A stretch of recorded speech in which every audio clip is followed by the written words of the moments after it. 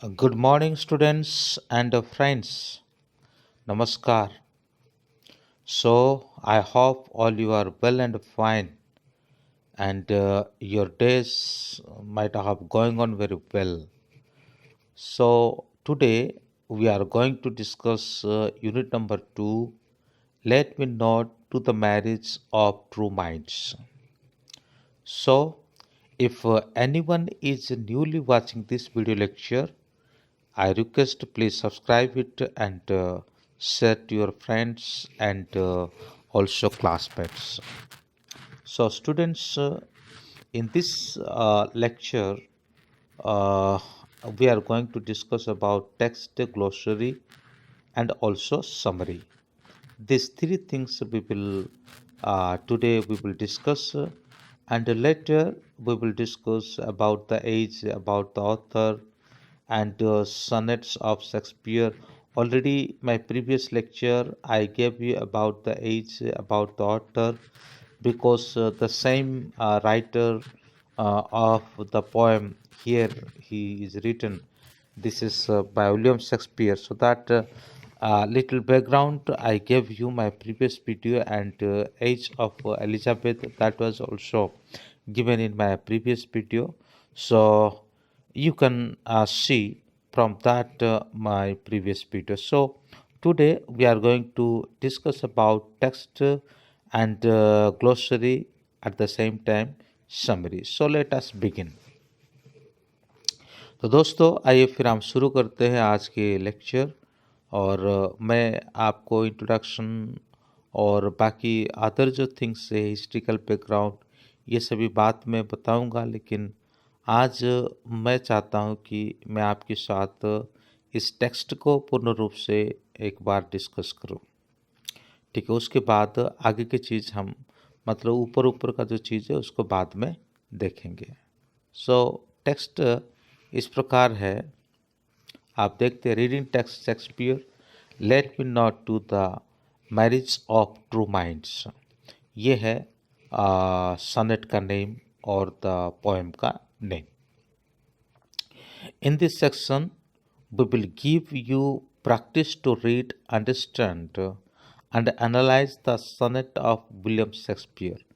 इस लाइन में हम आपको एक प्रैक्टिस रीडिंग को और लेकर के जाएंगे, और आपको इसका एनालाइज जो सनेट का विलियम शेक्सपियर के द्वारा लिखा हुआ उसको भी हम बताएंगे। और साथ ही साथ the सनेट number 116, let me not to the marriage of true minds, is about supremacy of love। यह सनेट नंबर 116 है, और let me not to the marriage of true mind, ये जो है सुपरमेसी लव के ऊपर कहा जाता है। After you have gone through the text, you can take the help of the glossary to understand and difficult word or phrase you find in the text। जैसे आप टेक्स्ट को पढ़ेंगे उसके बाद आपके सामने ग्लोसरी भी आएगी, और उसी के तहत आप कुछ कुछ चीज़ों को समझने का प्रयास यहाँ पे करेंगे। Critical analyse and permanent literary device would also be explain to you. आपको क्रिटिकल एनालाइज और साथ ही साथ लिटरेरी डिवाइस, ये सभी चीज़ों को भी एक्सप्लेन किया जाएगा। Before giving the question to ask your own understanding of the text. फिर उसके साथ साथ आप टेक्स्ट के नीचे कई सारे क्वेश्चन को पाएंगे, और उस क्वेश्चन को आप खुद ही उसका सॉल्व करेंगे। सो आइए हम टेक्स्ट को पढ़ते हैं। यह विलियम शेक्सपियर के द्वारा लिखा गया सोनेट है, जो उसका ओरिजिनल टेक्स्ट है। फिर हम ये टेक्स्ट को पढ़ने के बाद ग्लोसरी को देखेंगे, और उसके बाद फिर समरी को देखेंगे। मैं आपके लिए पढ़ता हूँ, कृपया करके आप ध्यान से सुने और स्क्रीन को भी देखते रहें। Let me not to the marriage of true minds admit impediments। Love is not love, which alters when its alteration finds, or bends when the remover to remove. Oh no, it is an ever fixed mark that looks on a tempest and is never shaken. Is the star to every wandering bark, whose worth's unknown, although his height be taken. Love's not times full through rosy lips and cheeks. Within his bending silks compass come. Love alter not with its brief hour and weeks, but bear it are even to edge of doom. If this be error and upon me proved, I never read n- nor no man ever loved. तो ये था जो text है, original text है। और यहाँ पे आप देख सकते हैं ग्लोसरी। मैरिज का मतलब यूनियन है, ट्रू माइंड का मतलब है ट्रू लव है ना। और लव इज नॉट लव का मतलब love which change it's not true love. Love is love not का मतलब है जो प्रेम बदल जाता है उसको प्रेम नहीं कहा जा सकता है। इम्पेडिमेंट्स यानी ऑब्स्टेकल और हार्डल्स रुकावट जिसको हम कहते हैं। अल्टर का मतलब है चेंज यानी परिवर्तन। अल्टरनेशन जिसका मतलब ये होता है कि change in attitude of a person who is loved. जो व्यक्ति प्रेम प्राप्त करता है और जिसको प्रेम किया जाता है उस व्यक्ति के ऊपर एटीट्यूड को बदल देना। बेंड्स का मतलब है turn away from its course. Bend away का मतलब पीछे मुड़ जाना। Remover one who breaks relations. Remover का मतलब जो व्यक्ति मतलब रिलेशन को ब्रेक करता है, तोड़ता है।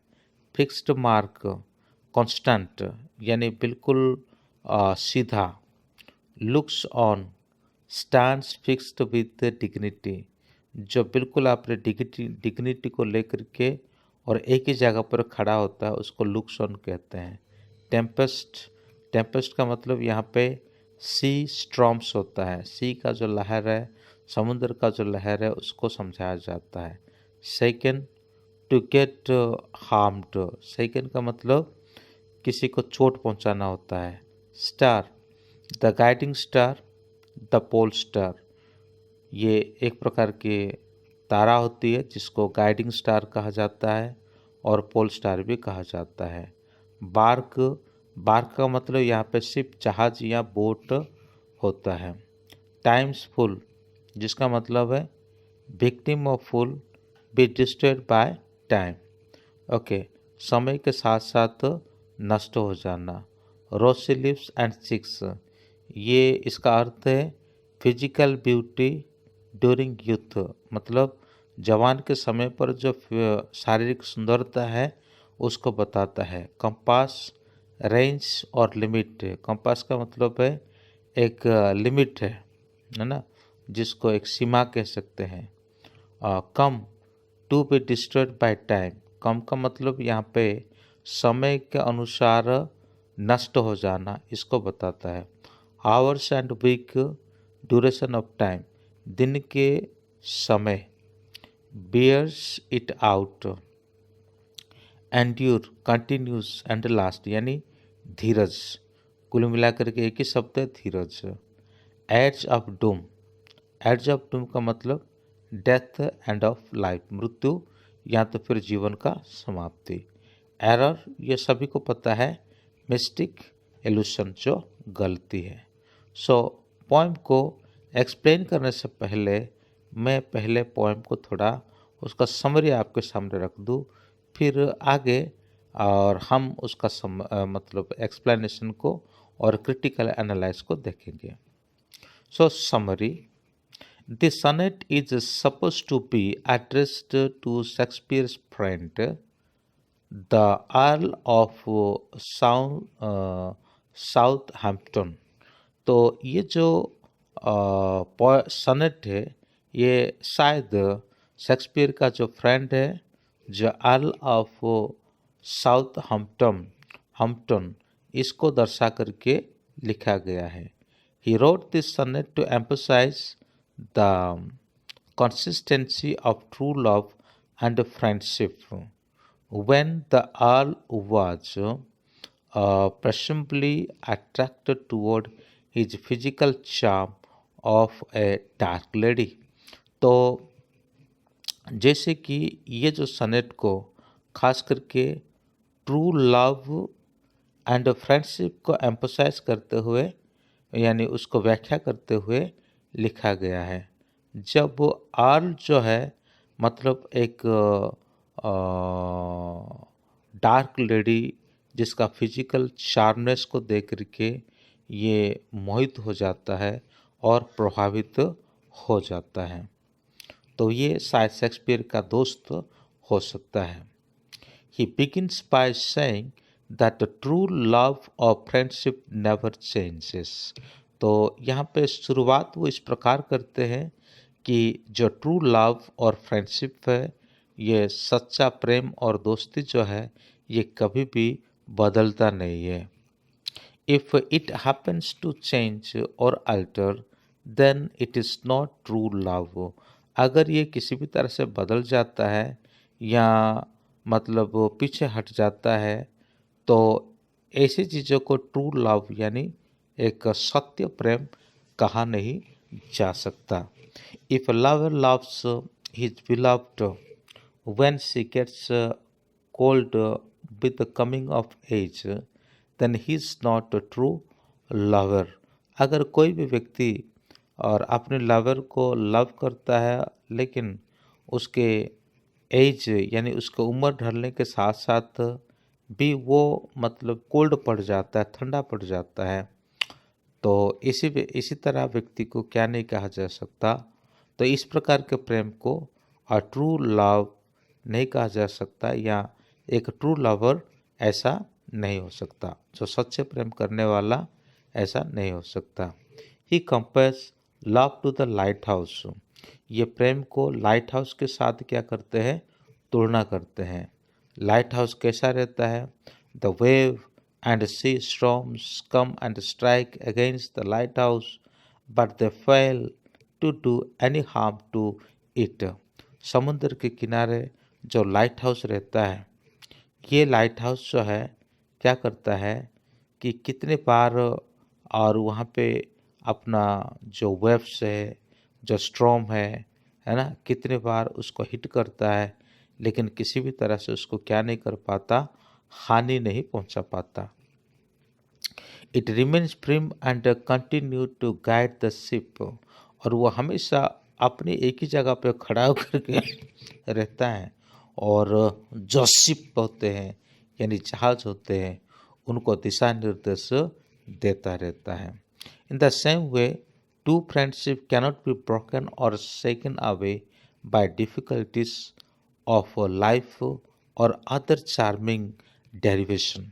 ठीक उसी प्रकार है सच्चा प्रेम जो है वो क्या नहीं कर सकता, कभी भी किसी भी हालत में, कोई भी तकलीफ में, कोई भी डिफ़िकल्टीज में, है ना, उसको चाहे कितनी भी परेशानी आए तो वो कभी ना टूट सकता है ना कभी हिल सकता है। In the second metaphor Shakespeare compare true friendship to the polar star. यहाँ पे मेटाफोर नाम का शब्द को लिया गया है। मेटाफोर का मतलब है जब कभी कोई निर्जीव वस्तु के साथ कोई विशेष घटना को तुलना की जाती है और ऐसी चीज़ों को मेटाफोर कहा जाता है। तो दूसरा अपना फ्रेंडशिप को वो क्या करते हैं, एक पोलर स्टार के साथ तुलना करते हैं, which is unaffected by time and age and always guides the wandering sailor to come on the right path so that they reach at the desired place। तो एक पोल स्टार क्या करती है, वो हमेशा अपनी जगह पर ही रहती है और खाली उतना ही नहीं बल्कि कुछ भी बाधा आए, कुछ भी तकलीफ आए, वो हमेशा एक ही जगह पर खड़ी रहती है और साथ ही साथ वो क्या करती है कि वो अपने जो शिप्स होते हैं उनको दिशा निर्देश देने लगती है। और साथ ही साथ तो साइलर्स के जो डिजायर है एक पर्टिकुलर जगह पे पहुंचना, है ना, और वो यहाँ पे क्या करती है, उनको दिशा निर्देश दे करके अपने डायरेक्शन तक पहुंचा देती है। In the same way, true friendship remains constant and guides the loved one to come back to the right course of time. सच्चा प्रेम तो ये होता है कि ठीक उसी प्रकार सच्चा प्रेम जो है हमेशा कांस्टेंट होकर के रहता है, यानी बिना हिले डुले वहीं पे रहता है और अपने लव्ड को क्या करता है, वो गाइड करता है और उसे बुलाता है, बुला करके उसको एक राइट वे उसको दिखाता है। So as to be able to achieve happiness and the targets of life, ताकि वो क्या कर सके अपने लाइफ में हैप्पीनेस को और उसका जो टारगेट ऑफ लाइफ को वो क्या कर सके, प्राप्त कर सके। In the third quatrain the poet hints to the attraction of his friend toward physical charm of a dark mistress। ये जो थर्ड जो क्वार्टेरियन में पोइट यहाँ पे अपना फ्रेंड को ये बारे में कहता है, वो जो किस प्रकार से एक डार्क मिस्ट्रेस का जो फिजिकल चार्मनेस को देख करके आकर्षित हो जाता है, और उसके बारे में वो कहता है। He speaks of the everlasting nature of true friendship, which would not wither with time and age। जैसे कि एक ट्रू फ्रेंडशिप जो है वो क्या नहीं कर सकता कि वो कभी भी मतलब मुरझ नहीं जाएगा, ठीक है, मुरझाता नहीं है। और ये विदर के आधार पर वो कभी मुरझाता नहीं। Physical charm would go away, है ना, फिजिकल चार्म जो है वो क्या कर सकता है, मतलब शारीरिक बनावटी जो है सुंदरता है वो हो सकता है कि जो अट्रैक्शन है वो ज़्यादा समय तक टिक के नहीं रह पाएगा। ओल्ड एज जब आएगा और वो खुद ब खुद ख़त्म हो जाएगा। But true love and friendship is immortal, लेकिन सत्य प्रेम और दोस्ती ये क्या होता है कि इमोर्टल होता है, यानी अक्षय होता है। It does not perish, time is personified here to show that it would easily cut the crop of physical beauty, but it cannot do any harm to true love or friendship, which have their basis in value and not charms। तो शरीर का जो बनावट बदल सकता है उम्र ढलने के साथ साथ, यहाँ पे टाइम को एक पैसोनिफाइड किया जाता है ना, और समय के साथ साथ शरीर का जो चार्मनेस है वो क्या हो जाता है, ख़त्म हो जाता है। लेकिन अगर सच्चा प्रेम है तो वो सच्चा प्रेम ये सभी चीज़ों को नहीं देखता, वो हमेशा बने हुए रहता है। चाहे जो जिसको प्रेम करता है उसका चार्मनेस ख़त्म हो जाए, उसका उम्र ढल जाए, लेकिन वो हमेशा उसको प्रेम करता रहेगा। अगर वो ऐसा नहीं करता है तो उसका मतलब है कि वो एक सच्चा प्रेमी नहीं है और वो एक सच्चा दोस्त भी नहीं है। In the concluding couplet, Shakespeare expresses his full faith in his philosophy of love and stated the three quatrains। तो आखिरी का जो कपलेट है, इस कपलेट में हम देखते हैं कि विलियम शेक्सपियर जो है अपना जो फेथ, उनके जो दार्शनिक तत्व का जो विश्वास है उसको यहाँ पर रखते हैं लव के प्रति, यानी प्रेम के प्रति।